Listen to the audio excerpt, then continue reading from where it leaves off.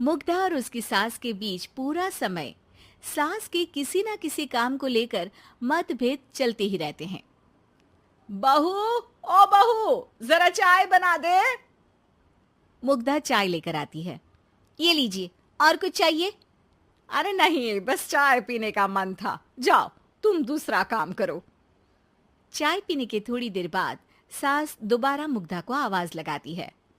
अरे बहू रे, आओ बहू, जरा हलवा तो बना दे, मीठा खाने को मन हो रहा है। इसी तरह मुग्धा की सास पूरा समय कोई ना कोई काम बताकर उसे रसोई से बाहर तक निकलने नहीं देती। कभी चाय, कभी हलवा, कभी पानी तो कभी दूध, हर समय खाने को चाहिए और उसके लिए अपने हाथ पैर बिल्कुल नहीं हिलाने। परेशान किया हुआ है इन्होंने। सास की जबरदस्ती परेशान करने की आदतों से दुखी मुग्धा एक शाम सचिन के साथ अपने कमरे में बैठी हुई बात कर रही होती है। सुनो जी, मम्मी जी की ये जानबूझकर मुझे परेशान करने की फरमाइशों से मैं बहुत फ्रस्ट्रेट हो चुकी हूँ। पूरे दिन में 1 सेकंड का आराम नहीं मिलता। रसोई से बाहर कदम रखती नहीं कि बहू ये बना दे, बहुरी वो बना दे। अरे इनकी फरमाइशें चलती ही रहती है।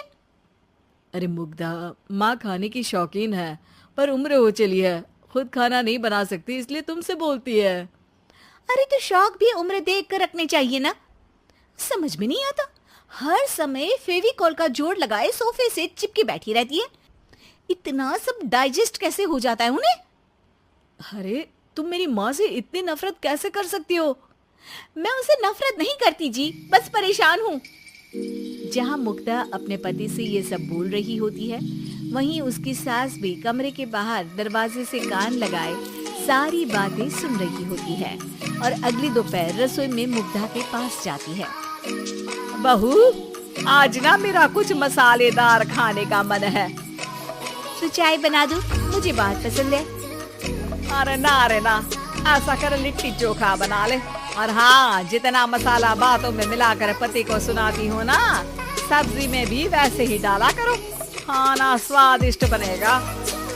सास की बात सुनकर मुग्धा हैरान रह जाती है। मतलब अब पूरा समय मुझ पर हुक्म चलाने के साथ बंद कमरे में हुई पति पत्नी के बीच की बातें भी सुनती है। अरे बात जब मेरी थी तो सुनने में क्या दिक्कत है? ये कहकर सास वहाँ से चली जाती है। अरे अब तो हद पार हो गई, इस तरह से तो ये मेरा जीना मुश्किल कर देंगी। मुग्धा सास की हरकतों से परेशान उसका हल सोचने लगती है और इसी तरह कुछ दिन बीत जाते हैं, जिसमें सास का जन्मदिन आता है। मुग्धा बहुत खुशी के साथ अपनी सास को एंड्रॉइड मोबाइल गिफ्ट करती है।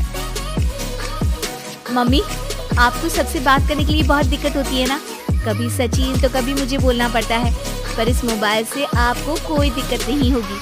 एक जगह बैठे बैठे बहुत कुछ कर सकती हैं अब आप। मोबाइल देख सासू माँ खुश हो जाती है, पर उसे इस्तेमाल करना तो आता नहीं, इसलिए साइड में रख देती है। जिसे देख मुग्धा घर का सारा काम छोड़ मोबाइल सेट कर सास को इस्तेमाल करना सिखाने लगती है, जिसके बाद अब सास पूरा समय मोबाइल में ही लगी रहती है।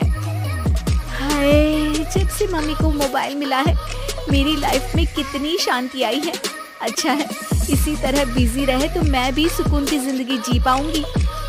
अब मुग्धा जब मन करे काम करना, जैसा चाहे वैसा खाना बनाकर खाना, पूरा समय रिलैक्स और खुश रहने लगती है। क्या बात है, आजकल तुम बहुत चहक रही हो। अरे मम्मी जी से छुटकारा जो मिला है, अब ना फरमाइशें ना छुप छुप कर बातें सुनना। अच्छा, तो मोबाइल गिफ्ट करने की ये स्कीम थी। इसी तरह दिन बीतते हैं और अब मोबाइल पर लगी सास फरमाइशों की जगह सवालों के लिए बहू को आवाजें लगाना शुरू कर देती है। अरे बहू सुन तो, देख जरा किसी का फोन क्यों नहीं मिल रहा? रिचार्ज खत्म हो गया है, पर अभी 4 दिन पहले ही तो मैंने किया था, इतनी जल्दी कैसे खत्म हो गया?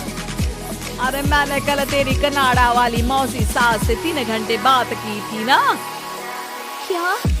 इतना महंगा तो मोबाइल भी नहीं आया जितना महंगा इसका रिचार्ज पड़ रहा है। इसके बात तो जैसे मुग्धा के दिन की 24 घंटे में से 20 घंटे सास के पास उनके मोबाइल रिलेटेड प्रॉब्लम सॉल्व करने की ड्यूटी ही बन जाती है। अरे मुग्धा, ये मोबाइल में अचानक तेरी मौसी सास की शक्ल क्यों दिखने लगी?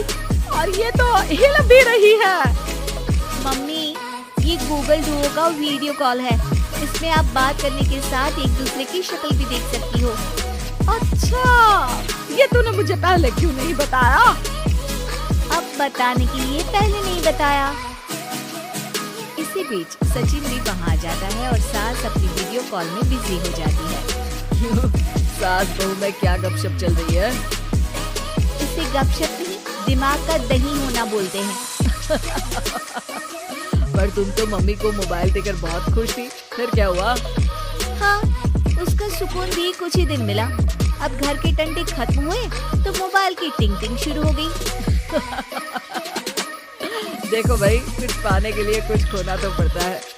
आखिर तुमने मोबाइल अपने फायदे के लिए ही तो दिया है, तो फिर सवालों के जवाब भी देने पड़ेंगे, क्योंकि जब तक उनके हाथ में ये थ्रू रहेगा, तुम्हारी लाइफ में प्राइवेसी और सुकून रहेंगे। कहने का मतलब है अगर इससे प्यार बढ़े तो दाग अच्छे हैं। अरे मुझे पहले दिन से ही पता है मोबाइल किस मकसद से दिया गया है। भूलो मत, इससे पहले मैं बातें ही सुनती थी। सास की ये बात सुनकर मुग्धा शॉक में और सचिन हंसता रह जाता है।